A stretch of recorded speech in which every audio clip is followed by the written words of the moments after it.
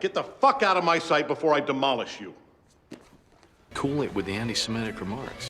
So this year's DC Fandome has come to an end, and Jesus was a slog. This year was filled with a lot of stuff, and most of it was boring. I mean, there were some cool announcements, and we got some behind the scenes clips and a few teasers, but overall the event was mostly boring and filled with too much filler and shit that I and most others don't really care about. The event was nearly 4 hours long, and believe me, unlike the Snyder Cut, you feel it. This year had a few bright spots, but it was sprinkled in between so much stuff that it becomes a slog to get through. That's because, let's be honest, not every fan watches every piece of media. Like, I don't give a shit about the CW shows like Batwoman and Legends of Tomorrow. Superman Lois is okay though. It was all very cluttered and I wasn't a big fan of how it was organized. It would have like a big announcement for a big project like Black Adam or The Flash, show a clip, some behind the scenes footage, and then move on to something that not nearly as many people are interested in. And then rinse and repeat. It's like they'll show a big movie announcement, followed by a CW show, then some animated show that they're working on, then they'll cut back to another big movie announcement, show some video game stuff, talk about another show they're working on, this a comic book and animated movie stuff. It felt kind of all over the place. Honestly, I can count on one hand the amount of things that actually intrigued me. Black Adam, Aquaman, Shazam, Gotham Knights, and the Batman. In the whole event, I found about 15 to 20 minutes of it actually entertaining. What they really should have done is the same thing they did last year, release a schedule. That way you know the order of the panels and when they start. So you can just tune into what you want to see instead of sitting through stuff that you have no interest in. I guess they didn't do a schedule this year, so that it would force people to stay on the stream longer and watch the stuff they had no interest in, to draw more eyes to it. Joke's on you, I just muted the stream and checked back every 10 minutes. I also saw people suggest the idea that they should do 2 or 3 separate streams at different times. The first stream would be all about their live action shows, the second would be all the animated, comic book, and video game stuff, then had the final stream be all the movies. I mean, that's not a bad idea either, but I think a schedule would have just made things much easier, and if they would have cut down some of the panels, because I swear, some of them went on for way too long, with actors just rambling on and chatting back and forth. So I originally planned to do individual videos talking about the teasers and trailers that were revealed, of the movies and shows that actually interested me, but honestly, there weren't that many. It was mainly a lot of behind the scenes footage and clips, but there are a few and I will quickly give you my thoughts on them, because I don't have that much to say. Black Adam looks interesting. I think The Rock looks cool as hell, I like the effects and how badass they made him look. Can't wait to see what kind of fights we're gonna get in this movie. It wasn't a teaser trailer, it was just a small little clip, but it definitely piqued my interest. The Flash, not too excited about this one, but that's because it's been delayed, for 4 years now? And it's been through 3 or 4 different directors. That alone already has me a little nervous. Also, the movie doesn't look that great. Not a fan of the suit, and the effects look very unpolished. Hopefully they sort that stuff out by the time the movie finally comes out. Also, wasn't Ray Fisher supposed to have a role as Cyborg, and they cut him right before they started filming? So I'm curious how that's going to affect the movie. So I'm a little cautious about this one. Peacemaker. I liked John Cena in the Suicide Squad, but like I said there, even though I liked him, I can't wrap my head around the idea of a whole series about this character. And after seeing the trailer, I still feel the same. I know James Gunn wrote and directed several episodes of the series, and you can feel that with the humor here. I mean, so far I think it looks okay, but I'm still not hooked yet. Hopefully when it premieres in January, it'll change my mind.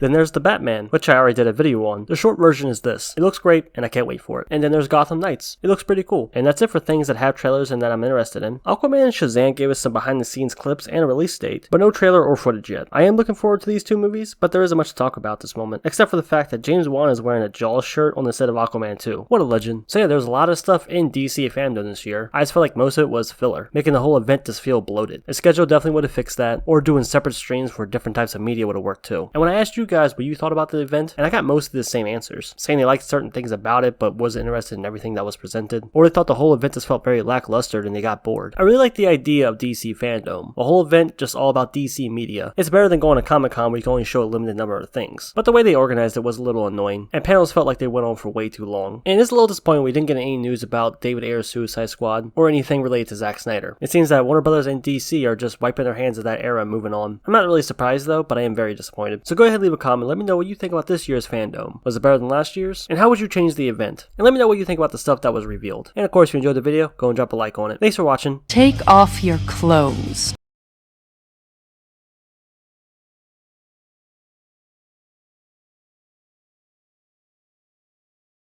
It's like if I want to kill myself, I will. It's not hard to die. I could do it like right now.